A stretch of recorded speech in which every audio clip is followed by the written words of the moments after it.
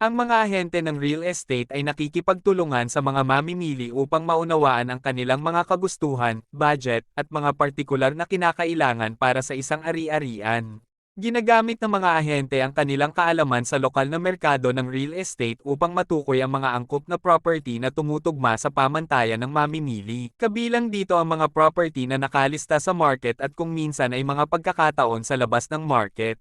Ang mga ahente ay nag-schedule at nagpapadali sa mga pagpapakita ng ari-arian na nagpapahintulot sa mga mamimili na maglibot sa mga tahanan at masuri kung natutugunan nila ang kanilang mga pangangailangan at inaasahan. Ang mga ahente ng real estate ay nagbibigay sa mga mamimili ng impormasyon tungkol sa kasalukuyang mga kondisyon ng merkado, kamakailang mga benta, at mga halaga ng ari-arian. Kapag ang isang mamimili ay interesado sa isang ari-arian, kinakatawan sila ng ahente sa mga negosasyon sa nagbebenta o sa ahente ng nagbebenta. Kabilang dito ang pagtalakay at pagsasapinal sa mga tuntunin ng pagbili, kabilang ang presyo, petsa ng pagsasara, at anumang mga hindi inaasahang pangyayari.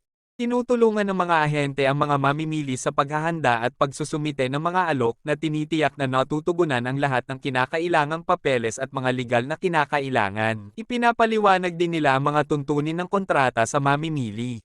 Ginagabayan ng mga ahente ng real estate ang mga mamimili sa proseso ng inspection at iba pang mga aktibidad sa angkop na pagsusumikap na tumutulong sa kanila na maunawaan ang kondisyon ng ari-arian at anumang potensyal na isyu.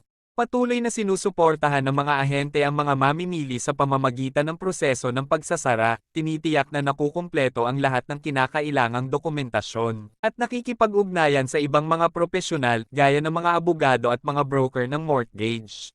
Kahit na pagkatapos ng pagbebenta, maaaring magbigay ang mga ahente ng patuloy na suporta, pagsagot sa mga tanong, at pagtulong sa mga mamimili na lumipat sa kanilang bagong ari-arian.